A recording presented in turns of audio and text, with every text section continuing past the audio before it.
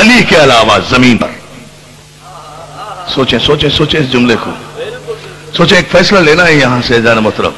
علی نے سب سے پہلے رسول اللہ سے بھی پہلے رسول اللہ نے دعوت ذوالشیرہ میں کلمہ نہیں پڑھا. رسول اللہ نے کہا تھا کہ میں تو تمہارے لیے دنیا و آخرت کی بہترین نعمتیں لے کر آیا ہوں, تم میں سے کون ہے جو میری مدد کرے؟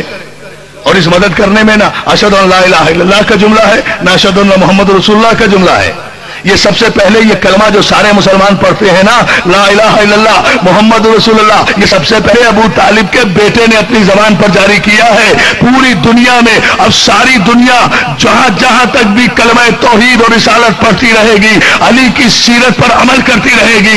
سب سے پہلے یہ کلمہ علی کی زبان پر جاری ہوا. لیکن پیغمبر نے کیا کہا تھا کہ آج جو میری تصدیق کرے گا, جو میری مدد کا وعدہ کرے گا, جو میری گواہی دے گا, وہ میرا وزیر ہوگا, میرا ہوگا, میرا ولی ہوگا, میرا جانشین ہوگا. تو علی نے گواہی بھی دے دی, علی نے تصدیق بھی کر دی. اشہد ان لا الہ الا اللہ, اشہد ان محمد رسول اللہ.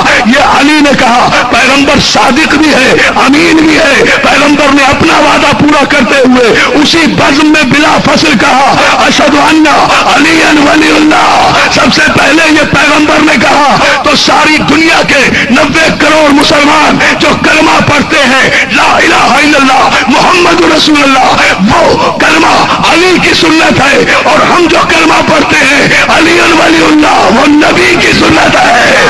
نبی کی یا علی یا علی یا علی یا علی جو ہے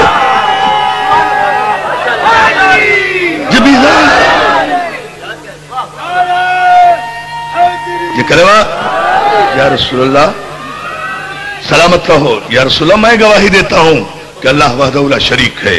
میں گواہی دیتا ہوں کہ آپ اللہ کے آخری رسول ہیں. رسول نے کہا میں گواہی دیتا ہوں کہ تو اللہ کا ولی ہے.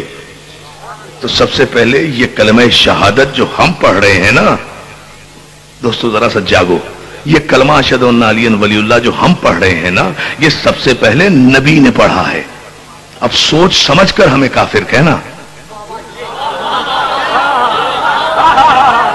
یا علی صلوات